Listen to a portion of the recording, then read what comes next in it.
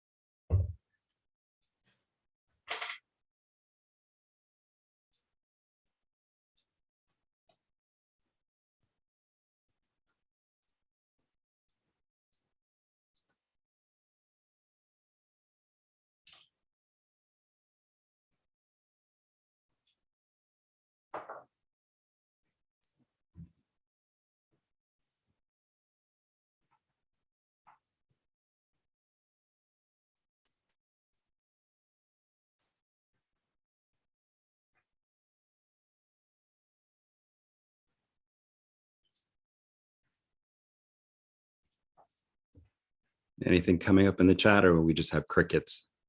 We got some shy people, some shy watchers. That's okay. That's all right. I'll keep going, and maybe something will come up. And if you do have an idea or questions along the way, feel free to jump into the chat. So, a way to think about this is, how do we show that somebody likes being outdoors, or how do we show that somebody likes computers? How do we show those specific character traits or habits?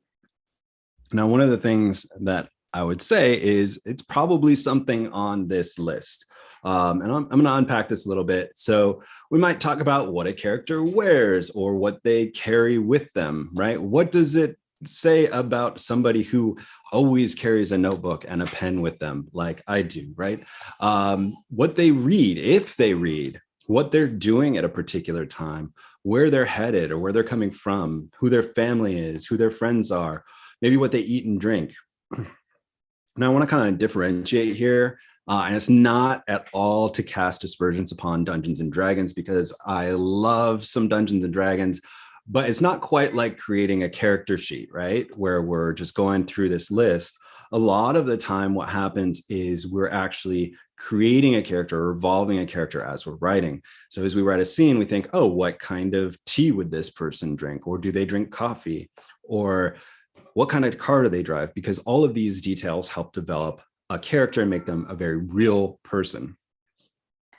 So even though you're all shy and you can jump in on this, the next question is, because it's not on this list, but it should be obvious because it's the title of this talk, is how many of us listen to music while we're writing, right?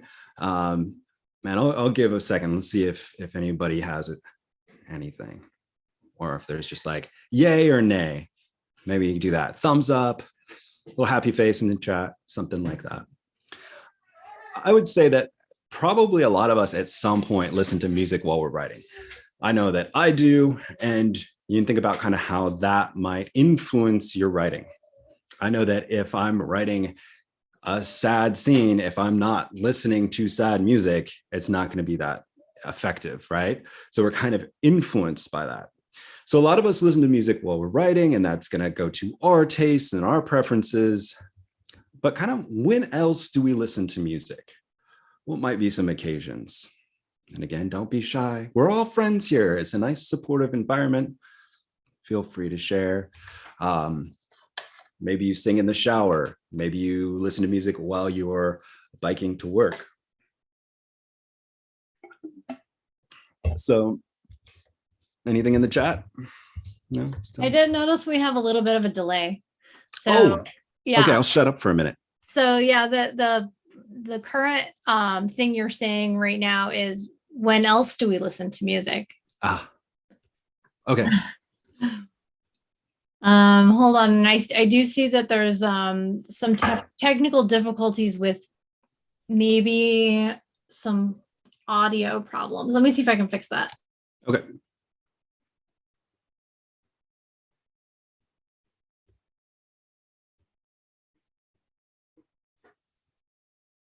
I just got one user saying that he can see you, Michael, talking, but not hear him. And then another user says he can hear you. So, but no comments about music so far. Okay. Can we turn on, or do we have on the captioning? Oh, good point. Let me do that. There we go. Thank you. Always forget about that as an option. Thanks for mentioning it. It looks like it's working. Okay. So it sounds like we had a little bit of technical difficulties because Zoom and technology and life. So I'm going to give just a second for folks to catch back up and for me to kind of, go back to this. The idea is kind of the fact that most of us probably listen to music at least sometimes while we're writing, and you can throw it in the chat, but when else do you listen to music? What other occasions, what other events? When do you turn on your music? Or when do you turn it off? I guess that's another one too. It depends on who you are as a person.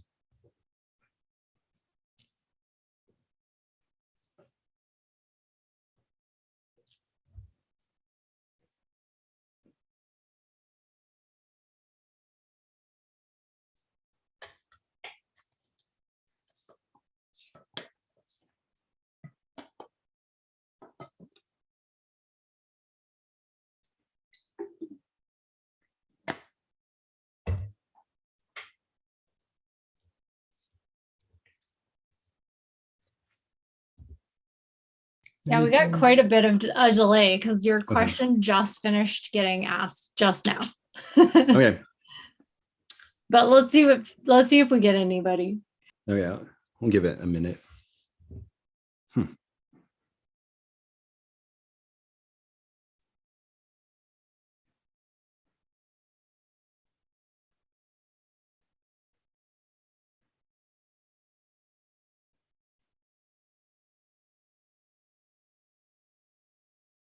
I got Kitty who says, I listen to music sometimes.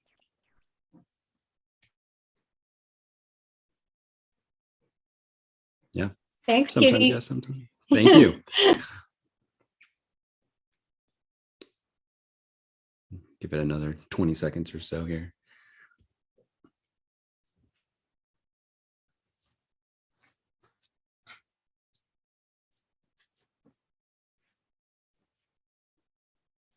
Kitty adds, it depends on my mind space, what I'm writing, what I'm listening to, and where I'm writing.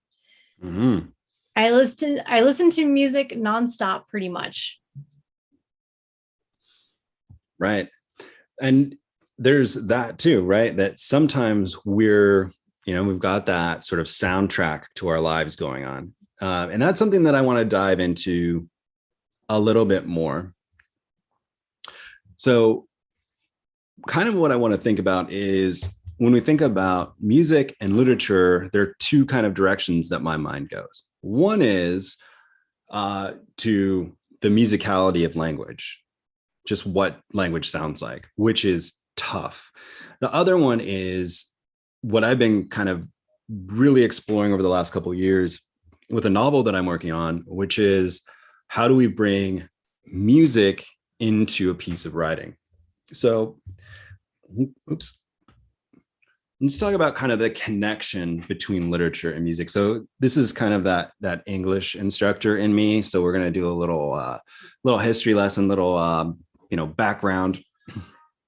So I think a lot of the time we think, oh, writers listen to music while they're writing, or they don't. But what I wanted to point out, and it was kind of fun research to do, and you should totally go check these things out if you're interested. But there are, perhaps not surprisingly, a lot of books that are actually inspired by songs. And you can think about this for a minute and think about if you know any. And maybe I'll pause and let the delay catch up. And if you have one, if you can think of a book inspired by a song, go ahead and put it in the chat.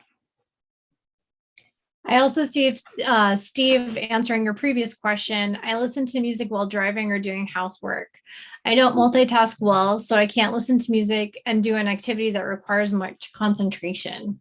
Very interesting comment, because that's really what this is about, is multitasking literature and music, right? Exactly. And I'll be honest, there are times that I don't listen to music while I'm writing because it is a distraction. And I am not very good at multitasking. So what I've turned to is I will listen to songs to get me in a mind frame, and then I will turn the music off and use white noise.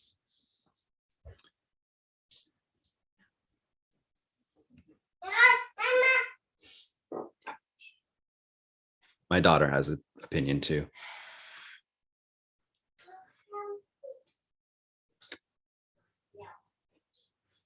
Well, we can keep going. So if you can think of another one, a book inspired by a song, go ahead and put it in the chat. I'm going to go ahead and give you 4 that I found, 2 of which I've read, I'll be honest, and 2 of which I haven't, but they're now on my list to read. So books inspired by songs. Girlfriend in a Coma by Douglas Copeland, inspired by Morrissey. In fact, I'm geeky enough that I knew this song, and because I knew this song, I read the book. Haruki Murakami, Norwegian Wood, of course, inspired by the Beatles. Joe Hill's book, inspired by Nirvana, of course. And then hopefully I can close this here, right? Yes.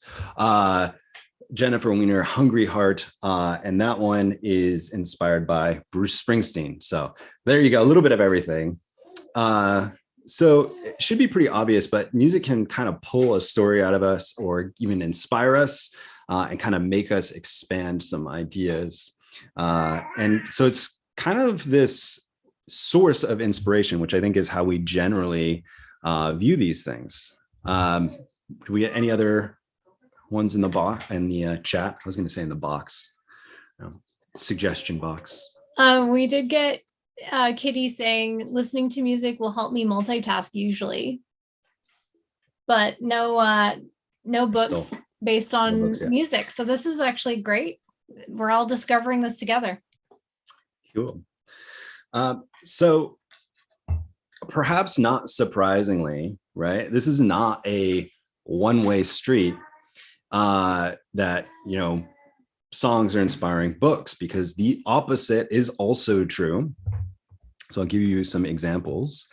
And two of these are probably pretty obvious. At least one should be super obvious if you're a Stephen King fan at all or watched movies during the 1980s, which means I'm dating myself, but that's okay. So a lot on the sort of symbiotic relationship here. So Nirvana inspiring the book Heart-Shaped Box, but also Nirvana's song Scentless Apprentice was inspired by Patrick Susskind's book Perfume, the Story of Murder. The Rolling Stones were inspired by Bulgakov's The Master and Margarita. Ramones inspired by Stephen King, and none other than the Beatles inspired by Alice in Wonderland, right? Lewis Carroll. And maybe other substances. I don't know. I'm not going to guess, but somebody else knows more about that than I do. So we get this kind of like symbiotic nature where we have songs or albums inspiring books and books inspiring songs or albums. In fact, I think if you go and do some research on Douglas Copeland, who wrote Girlfriend in a Coma, there was a symbiotic relationship there between Copeland and Morrissey for at least a little while. So let's take the next step forward. And then I promise we will do some writing and I will answer questions and all of that fun stuff. So this next one, you've probably kind of seen before, and maybe not, but if we were in person... I do have a question about some of the titles you were just talking about. Other than the titles, how connected are these books to the lyrics, themes, and tones of the songs? So pretty closely. I think the closest is probably Pet Sematary, where we're taking kind of as raw material. But that's a good question. It would be interesting to go and look. I don't think that it's like word for word. It's inspiration in both directions. And I think maybe that's easier to see. Oops, go the opposite way. In these ones where it's really more of just a song or an idea from a song inspiring something. Whether that is that the song plays a role. I believe Murakami starts with a character hearing a specific song on a plane. Copeland's Girlfriend in a Coma is really just that title. I think that got him thinking about it. So it's a good question. I don't think it's like, a one-to-one direct, musical version of. I did get somebody saying Rush 2112 is inspired by Ayn Rand's Anthem, which I didn't know. Also true. I feel like I'm saying that. Is it Rush 2112 or is it Rush 2112? 2112. Okay. And whoever said that is like my new best friend because I love that album. Oh, that's awesome. All right. And then Katie says there are 2 books I'm writing right now, one of which is my nano novel, which have been helped along by music quite a lot. And I haven't read anything of that nature. And I love that because you have to write the thing that you have never read. If it doesn't exist yet, you have to write it. Mm-hmm. You go, Katie. Cool. Yeah. And hopefully maybe there's something else in here that will kind of speak to that, because that was kind of how I got into this. I decided that I wanted to write a book. So essentially the novel that I'm working on takes place in the early 1990s in Seattle and follows a sort of inspiring punk band, or aspiring rather. And so I went out and I read every book that I could that was about music or had a healthy dose of music, and try to figure out how to make it work. So you want to compare notes, let me know. So one of the first books that I read that was similar to what I was trying to do was Nick Hornby's High Fidelity, which is now a Hulu original with Zoe Kravitz. And of course, there's the John Cusack version. And, this is one where if we think about it, and we're thinking about this from a writer's perspective, there's a lot of work that we can do with music. I think that sometimes music is a shorthand for things where we think about, oh, this is the type of person who likes X, Y, or Z music. And then they kind of become a caricature. But for those of you that aren't super familiar with High Fidelity, I'm going to go with the narrative from the book. And I will say, if you haven't read it, Rob Gordon, the character in the book, is way more of a jerk than he is in the movie, or the character is in the TV show.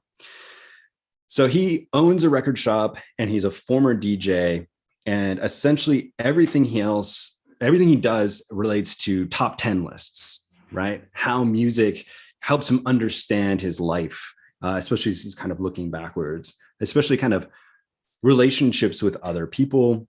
So for Hornby, it is also this way that Rob interprets his world.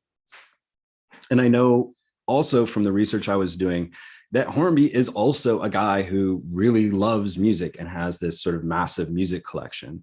So he was drawing on his personal experience. And at least from what I understand, while he was writing High Fidelity, he was going through a really bad breakup or divorce or something like that. So also kind of drawing from personal experience. So what I want to do is go through just an excerpt from High Fidelity to look at how Nick Hornby uses music. So, and again, if you have questions, chunk them into the chat. So, excerpt from the book. The other people I like are the ones who are being driven to find a tune that has been troubling them, distracting them, a tune that they can hear in their breath when they run for a bus, or in the rhythm of their windscreen wipers when they're driving home from work. Sometimes something banal and obvious is responsible for the distraction. They have heard it on the radio or at a club, but sometimes it has come to them as if by magic. Sometimes it has come to them because the sun was out and they saw someone who looked nice, and they suddenly found themselves humming a snatch of a song they haven't heard for 15 or 20 years. And once a guy came in because he had dreamed a record, the whole thing, melody, title, and artist. And when I found it for him, it was an old reggae thing, A Happy-Go-Lucky Girl by the Paragons. And it was more or less exactly how it had appeared to him in his sleep. The look on his face made me feel as though I was not a man who ran a record shop, but a midwife or a painter, someone whose life is routinely transcendental. So I'll let that kind of sink in and let the delay maybe catch up. And as we do that, what I want you to kind of think about is how is music being used here? How is this helping develop the scene or the character?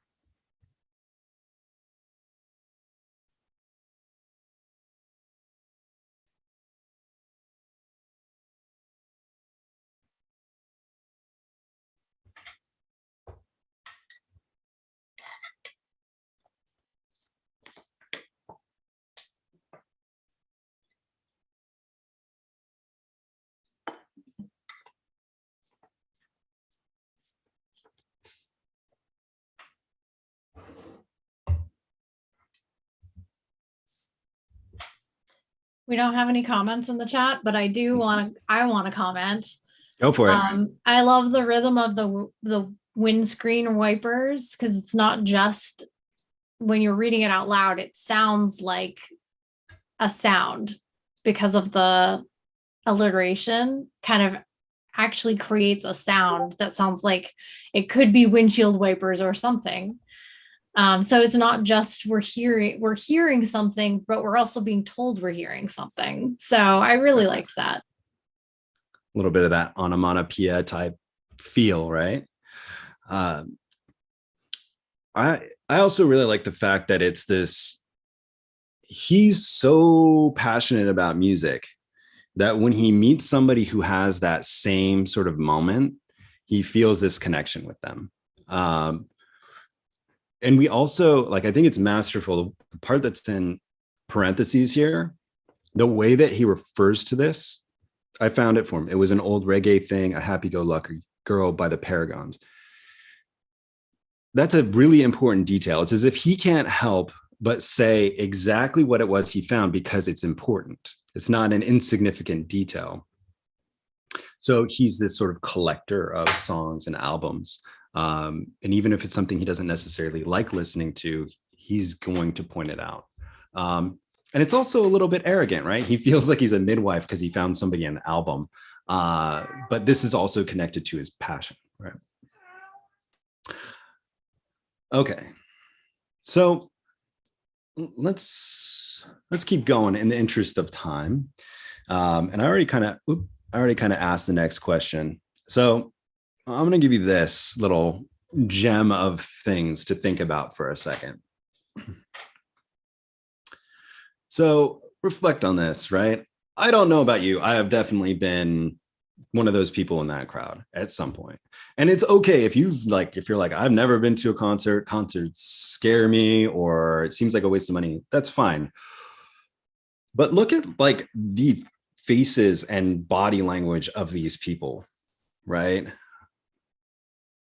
They're pretty stoked. It's this sort of like transcendental, like religious experience. And I will readily admit, I have been to, no joke, hundreds of concerts. In fact, fun fact, at one point I worked as a music journalist in a freelance capacity. So I've been, all of those people. Michael, I actually want to interject because we had a couple of latecomers, and somebody in the chat says, they say, when you have a moment, would you mind introducing yourselves again for the latecomers? And I felt like that was a good segue because you were about to say something about yourself. Fantastic. Yeah. Yes, you should. And I'm just going to say, I'm Lauren Bryant. I'm a librarian at Shoreline Community College, and I'm a big supporter of the writing community. And I'm Michael Overa. I am a writing instructor at Shoreline Community College. I'm a current Jack Straw Writing Program fellow, which is a program here in Seattle, which is fantastic. It takes a small cohort of 1 year, and we do a bunch of readings. In fact, we'll be reading this Saturday at the Seattle Public Library. And I think later this month, there's another reading. I can't remember where it's at. And I'm also an author, so I've published about 50 short stories at this point in different venues, and 2 collections of short stories that were put out by a small press, not a boutique press, I will say, but a small press called Unsolicited Press. And there we are. Do we have other questions? That was the one for right now. I'll interject if I see more. Okay. Yes. If you want to know my birthday because you'd like to buy me a present, I will let you know. And, I can share my Amazon wish list with you. But one thing here again that I kind of want to think about is, as a writer, and I'm sure that most of us do, I'm always sort of mining my past for experiences. And I felt as though with the novel that I'm working on right now, which, full transparency, I'm not working on for NaNoWriMo. Unfortunately, I'm too busy to do NaNoWriMo this year, which is, I think, the first time in about 8 years. But it's a novel I've been working on for a couple of years, and it's really drawing on my experience going to concerts, being fascinated with music. So whether or not we're at a concert, I think all of us have had some sort of experience like this. A song comes on the radio at the right time. A friend plays the right song. You hear a song you haven't heard for years walking through the grocery store, and it just changes your mood. Or maybe you have a really crappy day and you plug in your favorite music as you're driving home from work. So kind of the question that comes from that is sort of, why are we so borderline obsessed? And some of us are obsessed with music, but why are we so like infatuated with music? And it goes back to this earlier question of, when do we listen to music, right? So there are chores or activities that somebody said, I think doing dishes, or, when they, can't really multitask, going for a jog, going for a walk, driving, when you're supposed to be studying and your instructor is droning on and you put in your AirPods because he won't notice. But I would say that part of this is music is really directed and affected by our mood and vice versa, right? So if we listen to music while we're writing or listening to music to inform our writing, I think that the takeaway is we can also do that with our characters, right? Our characters don't have to be the biggest Rush fan ever, right? Or a musician, although sometimes that's the case. Rob in High Fidelity is not a musician. He's a DJ. And sorry, DJs, I don't mean to offend anybody if that's a musician. But what I want to look at real quick before I move into the example of how we can actually use this is an example from Daisy Jones and the Six. And so if you haven't read this book, it's interesting. It is by Taylor Jenkins Reid, and I believe it's being turned into a TV show or miniseries. And it's all told kind of like the old VH1 behind the scenes documentary, where there is a fictional band and we're getting the whole story, every bit of the story through interviews with members of the band, like 20 years after the band broke up. So it's all coming in bits and pieces. And this was very close to kind of how I initially was writing my novel. So I was like, great, I'm interested because I have a little bit of a background as a musician and as a music journalist. Where's Taylor Jenkins Reid coming from? Glad you all asked, because I found this little thing from Entertainment Weekly, and I'll just read it out because I find it interesting. That is this story, all started, says best-selling novelist, The Seven Husbands of Evelyn Hugo, with her fascination with the band The Civil Wars, the indie funk duo who released 2 critically acclaimed albums and won 4 Grammys before abruptly, mysteriously parting ways in 2014. Quote, they wrote these incredibly romantic and intimate songs, and they would perform them so beautifully and so intensely, end quote, says Reid tells EW from Los Angeles, where she lives with her husband and now toddler daughter. Quote, they're both married to other people, and one night they just break up the group, end quote. That anecdote, combined with Reid's enduring love for former Fleetwood Mac bandmates and longtime paramours Stevie Nicks and Lindsey Buckingham, led her to the bones of the book's plot, despite the fact that she felt drastically underqualified, at least to start. Quote, I didn't know anything about music, she says, laughing. Quote, why would I tell that story? But I couldn't get it out of my head. So I think this is fascinating for a couple reasons, right? One, again, we get music inspiring a book, but also it's a good reminder that we don't have to be experts about a topic at the outset. We can become experts. Now, when you're already a best-selling novelist, I'm sure you have access to more people than, the rest of us who will be a best-selling novelist in a couple years, right? Fingers crossed. So, again, I think the idea here is mining details, looking at something and looking at how we can bring the experience of music into fleshing out relationships, because the book is really about the relationships between people and less about the music. Okay, so let's get into how music can change scene, because this is kind of the what I've been heading towards. All of those things said, whether it's Rob Gordon in High Fidelity or Daisy from Daisy Jones and the Six or whatever, I think it's important to think about how music can change scene. So I want to give you an example. So you can just picture this in your mind's eye for a moment.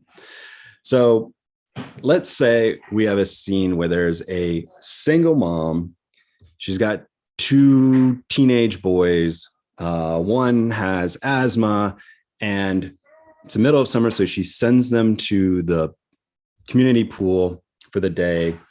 And she's kind of stressing because she's behind on bills and, she's not getting her child support and things like that, even though she's just working her butt off.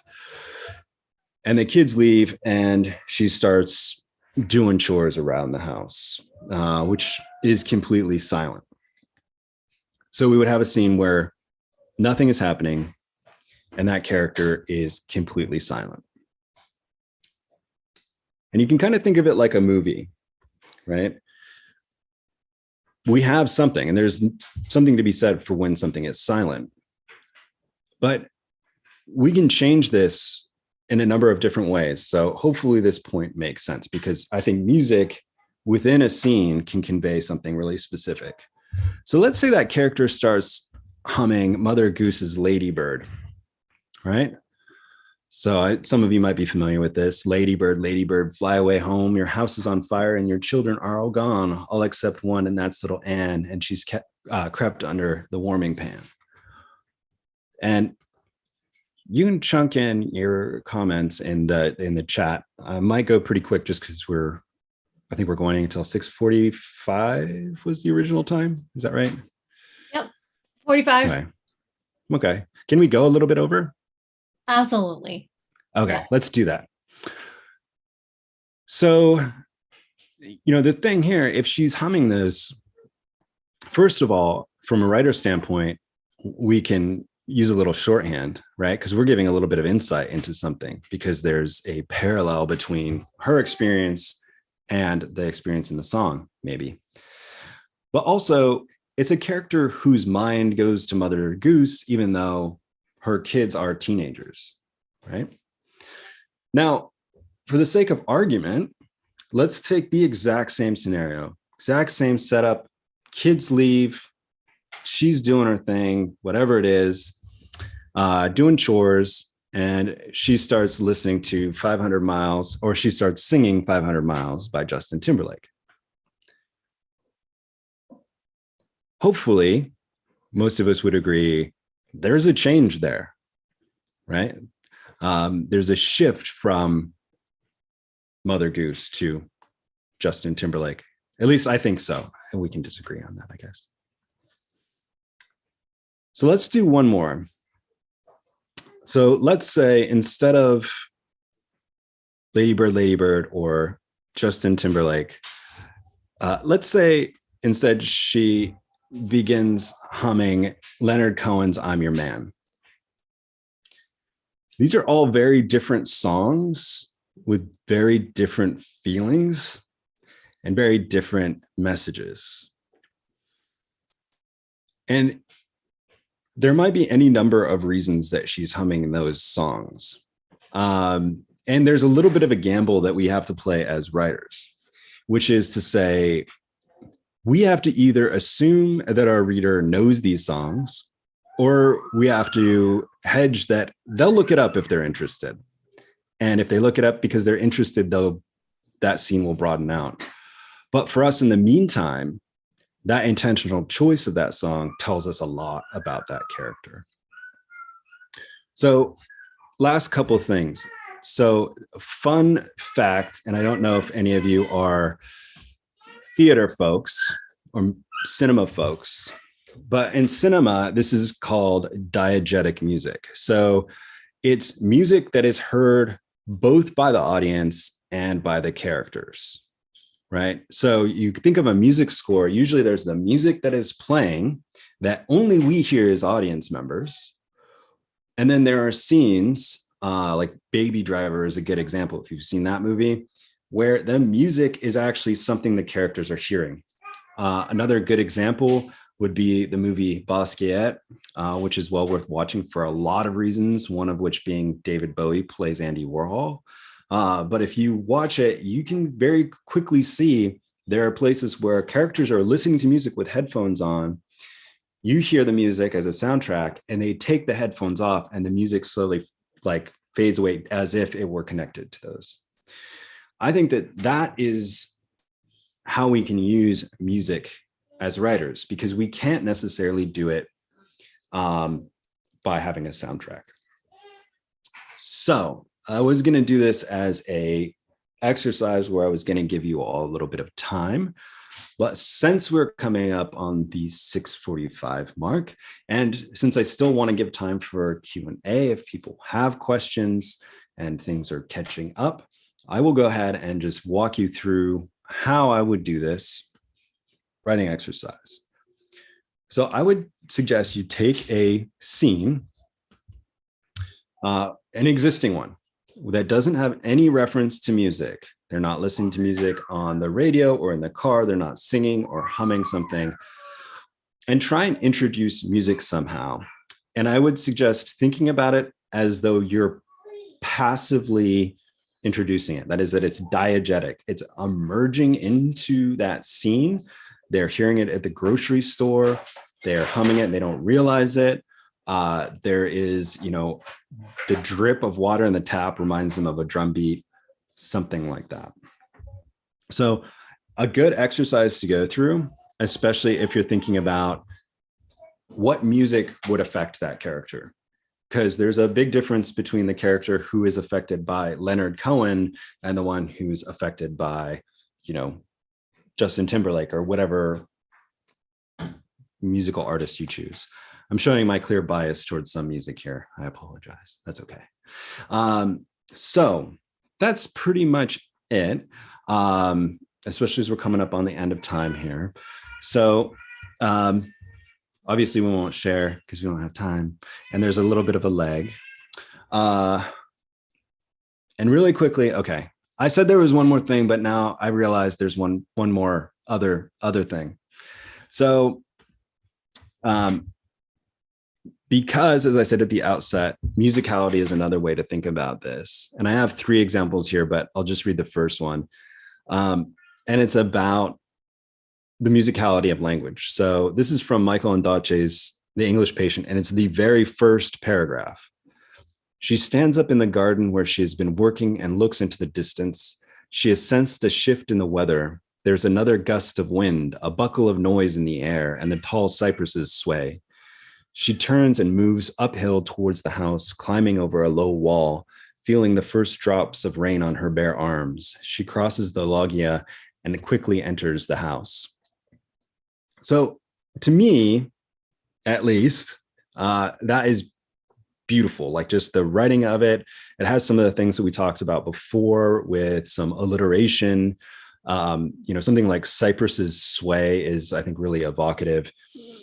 But as I was thinking about this and thinking about the difficulty of talking about musicality, what it reminded me of is what some of you might have heard before, which is H.L. Mencken's famous comment, which is also in the movie Donnie Darko, that cellar door is the most beautiful phrase in the English language. I don't tend to agree with H.L. Mencken, which to me was the reminder that when it comes to musicality or language that we find beautiful, I think as writers, the best thing that we can do is find something that we think is beautiful and figure out why, and then emulate the hell out of that thing until we sort of absorb it. Okay.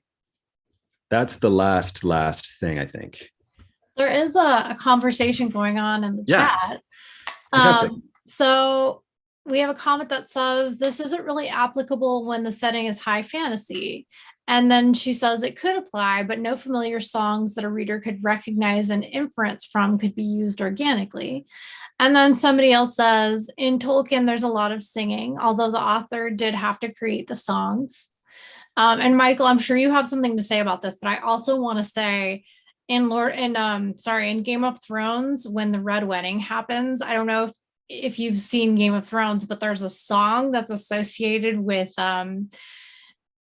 there's a certain song that comes up and they actually use it as the theme song in the TV show. But when you're reading it, it's also really creepy because something has gone wrong because that song has come up previously and people were singing the lyrics of that song. And it's just super creepy because it would be similarly creepy if it wasn't a song, if it was just like a phrase they used, but you get the hairs stand up on your arms because they're singing it and it has all this meaning in it. So yeah, I'm sure you have something to say about this as well.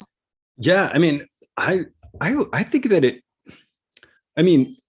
if we think about, so going back to sort of diegetic, that idea, there's a sort of broader definition of diegetic, which is things that happen kind of within canon, right? So there's a great YouTube video on this that I will, if we can link it somewhere, I will. or I'll send it to Lauren. You can do it. But what he talks about is, whatever that, if you say you're writing about vampires, there's certain things in that canon, within that story, that become diegetic, that is organic to that world that you've built. Whether that's, hey, there's sparkly vampires that can live in Forks, Washington, right? Or whatever it is. So I think when we think about high fantasy, music must exist in that world, right?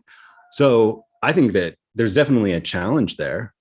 And I would say perhaps the kind of beautiful challenge in my mind is you can figure out, how do I convey what this music would be like?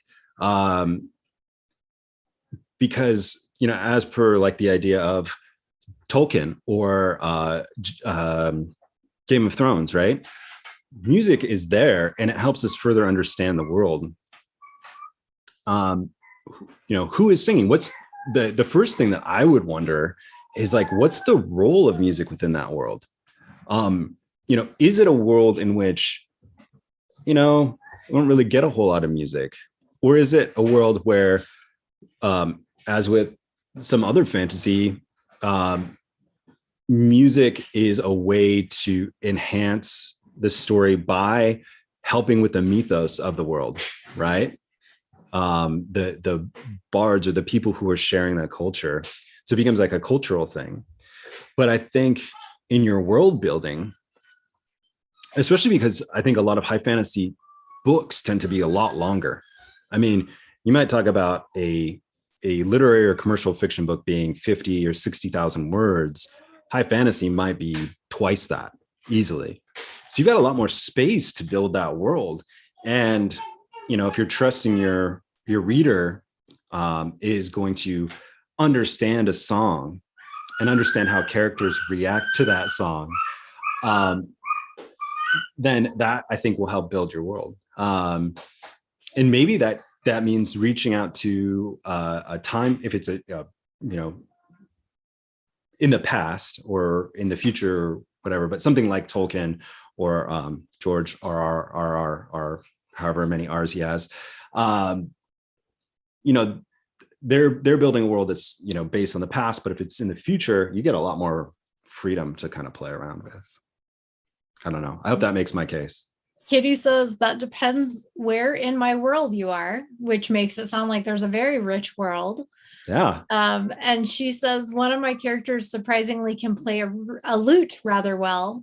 And you also mentioned bards, so I feel like you guys are on the same page there. Yeah, absolutely. And I would say, again, your readership is going to know what a lute kind of sounds like. They're going to feel that vibe. But I think also, how people react to it. If this is a situation or a part of your world where there is these are the people that use a lute or a panpipe or, a certain type of drum, that's one thing. If it's a different group where they tend to be more aggressive in their music, that might be reflective of culture. When you think about like ancient Greece and ancient Rome versus, the Visigoths or something that came in, two different parts of the world had music and they would have reacted viscerally to each other's music, right? Just like when my parents used to yell at me for listening to punk rock music. So maybe not exactly like that. Josie interjects and says Jar Jar Martin, which I loved. Jar Jar Martin. I do want to say I want to read everybody's novel because everybody sounds like they have a lot of music at their novels. So everyone should share back when you finish your novels. For sure. And I'll say too, if you're members of the community, your fellow writers, I think at present, I don't think there's a way to contact me through my personal website, but that is on my to-do list. So just michaeloverawriter.com. And I think that's in the nano description too. So you can let me know there. Always happy to talk to folks and, tell me stuff, teach me something, or tell me what I should listen to or why I'm incredibly wrong. All of those things are good. We got a heart. I will make sure to put if you send me that YouTube that you suggested, I'll put it in the description, and I'm going to post this video as a static video to watch later. So check back to see Michael's suggestion for that video that he said that was awesome. Mm-hmm. Awesome. Thank you all so much. Have a good night. Happy nanoing. I think. Yeah. Happy nano. And thank you for doing this, Michael. My pleasure. My pleasure. Have an abundant nano.